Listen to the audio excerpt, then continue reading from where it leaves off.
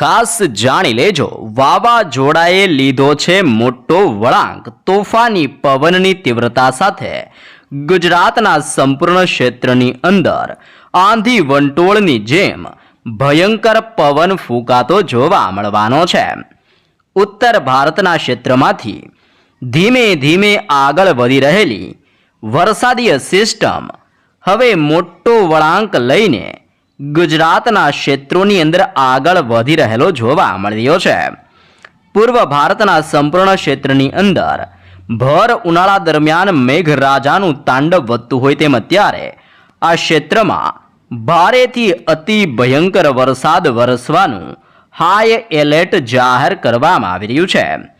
નવી નવી સિસ્ટમોની અસરને લઈને હવે પછી ગુજરાત રાજ્યની અંદર 5 તારીખ, 6 તારીખ, 7 તારીખ, 8 તારીખ, 9 તારીખ, 10 તારીખ અને આવનારી 11 તારીખ આમ ગુજરાતમાં હવે પછી 7 દિવસ સુધી ઓચિંતાના મોટા પલટાવ અને તોફાની પવનોની તીવ્રતા વચ્ચે માવઠાના નવા સંકટની તાજી આગાહી કરવામાં આવી રહી છે.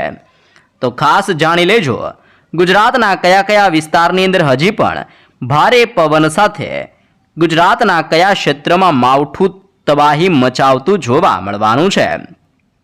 હાલ કઈ દિશામાંથી સિસ્ટમો વળાંક લઈને આગળ વધી રહી છે, ગુજરાત રાજ્યની અંદર આવનારા ચોમાસાને લઈને શું નવી શક્યતાઓ જાહેર કરવામાં આવી રહી છે, અત્યારે કયા કયા વિસ્તારોમાં સિસ્ટમનું પરિભ્રમણ વધી રહેલું જોવા મળી રહ્યું છે, નવી સિસ્ટમો સક્રિય થવાને લઈને ગુજરાતના કયા કયા ક્ષેત્રની અંદર અત્યારે વરસાદીય સિસ્ટમના પટ્ટાઓ ઘેરાઈને કેવી અસરો દર્શાવી રહ્યા છે, જેની પણ સંપૂર્ણ વિગત મેળવવાના છીએ.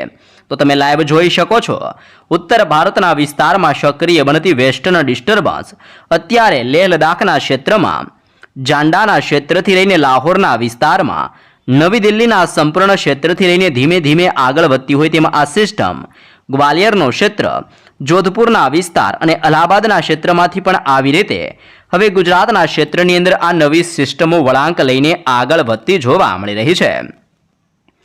સિસ્ટમોની તોફાની અસરને લઈને મધ્ય ગુજરાતના ક્ષેત્ર અને ઉત્તર ગુજરાતના વિસ્તારની અંદર અત્યારે ઘોર અંધારપટવાળા કાળા ડિબાંગ વાદળોના તોફાની પટ્ટાઓ આ સંપૂર્ણ વિસ્તારમાં ઘેરાઈને પોતાની અસરો દર્શાવી રહ્યા છે. તો બીજી બાજુ દક્ષિણ ભારતના ક્ષેત્રમાંથી સિસ્ટમનું દબાણ ધીમે ધીમે આગળ વધતું હોય તેમ હવે પછી મદુરાઈના વિસ્તારમાંથી સિસ્ટમો ગોવાના વિસ્તારોની અંદર આગળ વધતી જોવા મળી રહી છે. તમે અહીંયા લાઈવ પણ જોઈ શકો છો, મદુરાઈના આ સંપૂર્ણ ક્ષેત્રમાં માવઠાનું તોફાન વધી રહ્યું છે. બેંગલુરુના ક્ષેત્રથી બેંગલવીના વિસ્તાર, હૈદરાબાદ અને વિશાખાપટ્ટનમના સંપૂર્ણ વિસ્તારની અંદર અત્યારે પણ વરસાદીય માહોલ જોવા મળી રહ્યો છે. ઓમાનના સંપૂર્ણ ક્ષેત્ર, યુનાઇટેડ અરબ અમીરાતના વિસ્તાર અને પાકિસ્તાનના વિસ્તારમાંથી વેસ્ટર્ન ડિસ્ટર્બન્સની સાથે સાયક્લોનિક સિસ્ટમના ઘેરાવા હવે ગુજરાતના વિસ્તારમાં પોતાનું દબાણ દર્શાવી રહ્યા છે. આમ સક્રિય બનતી અનેક પ્રકારની નવી નવી સિસ્ટમોની અસરને લઈને ગુજરાતનું વાતાવરણ પલટાતું જોવા મળવાનું છે. સાથે સાથે હળવા વરસાદીય ઝાપટાની શક્યતાને લઈને ભાવનગર, સોનગઢ, ગઢડાના ક્ષેત્રથી બાબરા, અમરેલીના વિસ્તારથી પાલીતાણા, ખડસલિયાના દરિયાઈ કાંઠાના વિસ્તારમાં તોફાની પવનોની તીવ્રતાની અંદર વધારો જોવા મળવાનો છે. તળાજા, કુંડલાનો ક્ષેત્ર, રાજુલા, મહુવા, તુલસીશ્યામ, ધારી, બગસરા અને વિસાવદરના વિસ્તારની અંદર પણ આંધી તુફાન સાથે હવે પછી માવઠાનું ભયંકર સંકટ ટોળાતું જોવા મળી રહ્યું છે. કોડીનારના ક્ષેત્ર અને વેરાવળથી માંગરોળના તમામ વિસ્તારોની અંદર પણ હાલ ભયંકર ગતિવિધિઓ વધી રહેલી જોવા મળી રહી છે. કડાચનો ક્ષેત્ર, કેશોદ, જૂનાગઢના ક્ષેત્રથી બગસરા, જેતપુરના ક્ષેત્ર, ઉપલેટા, કુતિયાણાની સાથે પોરબંદરના વિસ્તારોની અંદર પણ હવામાન પલટાતું જોવા મળી રહ્યું છે. ચીખલી, ભાટિયા, ભાનવડ, ખંભાળિયા, લાલપુર અને કાલાવડના વિસ્તારમાં તોફાની પવનોની તીવ્રતાની અંદર બદલાવ સાથે માવઠાનું સંકટ ટોળાઈ રહ્યું છે. દ્વારકા, ઓખા બંદર, જામનગરના તમામ ક્ષેત્રની અંદર, સાથે સાથે ધ્રોલ પંથકથી સાવડી, વાંકાનેર, થાણના વિસ્તારથી ચોટીલાના વિસ્તારની અંદર પવનની તીવ્રતાની અંદર બદલાવ આવી રહ્યો છે. સુરેન્દ્રનગર સાથે સાથે ધંધુકા, હાલવડ, માવિયા અને લવલખીના વિસ્તારની અંદર આગળ વધતા તોફાની અને ભેજયુક્ત પવનો ગુજરાતના વિસ્તારોની અંદર તીવ્રતા વધારી રહેલા જોવા મળી રહ્યા છે. આમ સૌરાષ્ટ્રના દરિયાઈ કાંઠાના તમામ ક્ષેત્રની અંદર આંધી તુફાન વંટોળ સાથે આવનારી કલાકોની અંદર કંઈક નવા જૂની થવાની મોટી ચેતવણી હવે પછી સૌરાષ્ટ્ર માટે દર્શાવવામાં આવી રહી છે। તમે જોઈ શકો છો સૌરાષ્ટ્રના સંપૂર્ણ વિસ્તારમાંથી મજબૂત વરસાદી સિસ્ટમના શિયર ઝોનના ઘેરાવા પસાર થઈને અસરો દર્શાવી રહ્યા છે। ઉત્તર ભારત અને મધ્ય ભારતના વિસ્તારમાંથી આગળ વધતી સિસ્ટમ ધીમે ધીમે હવે પછી ભોપાલ, કોટા, ઇન્દોરના ક્ષેત્ર અને ઉદયપુરના વિસ્તારમાંથી ગુજરાતના વિસ્તારોની અંદર પ્રવેશવા માટે ધીમી ગતિએ આગળ વધતી આ સિસ્ટમો જોવા મળી રહી છે, જેની અસરને લઈને મધ્ય ગુજરાતના અનેક સરહદીય જિલ્લાઓ જેમાં દાહોદનો ક્ષેત્ર, છોટાઉદેપુરના વિસ્તાર અને છોટાઉદેપુરથી લઈને અત્યારે મહીસાગરના ક્ષેત્રની અંદર જોર દર્શાવી રહેલી સિસ્ટમની અસરો જોવા મળી રહી છે। જી હા દર્શક મિત્રો, લુણાવાડાના ક્ષેત્રની અંદર પણ પલટાવ આવી ચૂક્યો છે।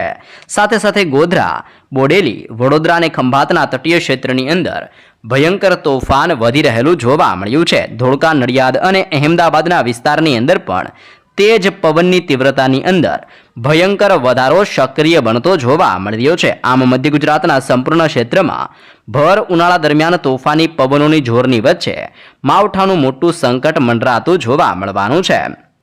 સિસ્ટમનો ઘેરાવો આગળ વધીને ઉત્તર ગુજરાતના વિસ્તારમાં પોતાની તીવ્ર અસર દર્શાવતો હોય તેમ હવે પછી ઉત્તર ગુજરાતના સંપૂર્ણ હવામાનની અંદર મોટો પલટાવ આવી રહેલો જોવા મળ્યો છે, જેમાં રાધનપુર, મહેસાણા, હિંમતનગર, ખેડબ્રહ્મા, પાલનપુર અને થરાદના ક્ષેત્રની અંદર ઓચિંતાનો પલટાવ આવતો હોય તેમ ઉત્તર ગુજરાતના આ તમામ ક્ષેત્રની અંદર આગામી 7 દિવસ સુધી ગાજવીજ, તોફાની પવનોની તીવ્રતા અને સિસ્ટમ ઉત્તર ભારતના વિસ્તાર જેમાં ઉદયપુરના ક્ષેત્ર અને બનાસકાંઠાના ક્ષેત્રમાંથી ધીમે ધીમે ગુજરાતના ઉત્તરીય ક્ષેત્રની અંદર અસર દર્શાવતા હોય તેમ હવે પછી ઉત્તર ગુજરાતની અંદર ભયંકર સંકટ વધતું જોવા મળવાનું છે। તો અત્યારે જાણી લો કયા કયા વિસ્તારમાં નવી નવી સિસ્ટમો બની રહી છે, જેમાં પાકિસ્તાનના ક્ષેત્ર અને રાજસ્થાન એટલે કે જોધપુરના વિસ્તારની અંદર એક નવી અપર એર સાયક્લોનિક સર્ક્યુલેશન બનતી જોવા મળી રહી છે। રાજસ્થાનના ક્ષેત્રથી લઈને અત્યારે પંજાબના ક્ષેત્રની અંદર સાયક્લોનિક સિસ્ટમના દબાણ બની રહ્યા છે। તે ઉપરાંત હવે રાજસ્થાનના ક્ષેત્રથી લઈને હરિયાણાના વિસ્તારની અંદર અત્યારે નવી વેસ્ટર્ન ડિસ્ટર્બન્સ સક્રિય થઈને અસર દર્શાવી રહી છે।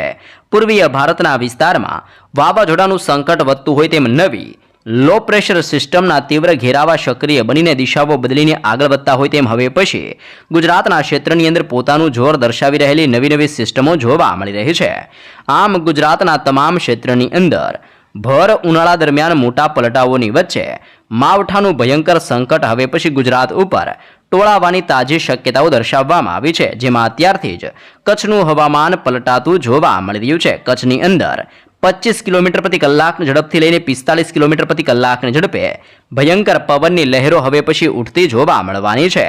કરાચીનો ક્ષેત્ર, તુર્બેટના વિસ્તાર અને કાશ્મીરના ક્ષેત્રથી લઈને અત્યારે પાકિસ્તાનના વિસ્તારમાંથી આગળ વધતી સિસ્ટમો કચ્છના વિસ્તારની અંદર પણ હવાનું હળવું દબાણ દર્શાવતી હોય તેમ ગુજરાતના સંપૂર્ણ ક્ષેત્રની અંદર આ નવી નવી સિસ્ટમોની અસરને લઈને વાતાવરણની અંદર મોટા પલટાઓની તાજી શક્યતાઓ દર્શાવવામાં આવી રહી છે। તમે જોઈ શકો છો મુંબઈના ક્ષેત્રમાંથી પણ સિસ્ટમ વળાંક લઈને અરબી સમુદ્રના માધ્યમ થકી દક્ષિણીય ગુજરાતના વિસ્તારમાં હળવું જોર દર્શાવતી હોય તેમ આમોદ, રાજપીપળા, ભરૂચ, નર્મદાના ક્ષેત્રની અંદર સુરતના ક્ષેત્રથી લઈને વ્યારા, નવસારી, ડાંગ, વલસાડના ક્ષેત્ર અને આહવાના વિસ્તારમાં પોતાની તીવ્રતા વધારતું હોય તેમ ગુજરાતના સંપૂર્ણ હવામાનની અંદર આ સક્રિય બનતી નવી નવી સિસ્ટમોની અસરને લઈને હવે પછી તીવ્ર ગતિવિધિઓ વધતી જોવા મળવાની છે। જી હા દર્શક મિત્રો, આમ ગુજરાતના તમામ ક્ષેત્રની અંદર આજથી લઈને આવનારી 11 તારીખ સુધી હજી પણ માવઠાનું સંકટ ટોળાઈ રહ્યું છે। તમે જોઈ શકો છો અરબી સમુદ્ર અને બંગાળની ખાડીના દરિયામાં નવી નવી સિસ્ટમની અસરને લઈને ભયંકર હલચલ સક્રિય થવાની સાથે આ તમામ ક્ષેત્રની અંદર અત્યારે તોફાન વધી રહેલું જોવા મળી રહ્યું છે અને હવે પછી આ તોફાન અતિ ખુખાર સાબિત થઈને ધીમે ધીમે આગળ વધતું જોવા મળવાનું છે। આમ ગુજરાત રાજ્યની અંદર ચોમાસાના આગમનની હજી રાહ જોવી પડી શકે છે, પરંતુ જૂન મહિનાની અંદર જેમાં 7 તારીખથી લઈને આવનારી 14 તારીખની વચ્ચે ચોમાસાની તીવ્ર ગતિવિધિઓ વધતી હોય તેમ ગુજરાતની અંદર ચોમાસાનું દબાણ વધવાની શક્યતાઓ જાહેર કરવામાં આવી રહી છે અને ખાસ કરીને આવનારી 6 તારીખથી લઈને હવે પછી આવનારી 11 તારીખ સુધી ગુજરાતમાં માવઠાનું તોફાની દબાણ વધવાને લઈને ગુજરાતમાં માવઠું ભૂક્કા કાઢતું જોવા મળી શકે છે।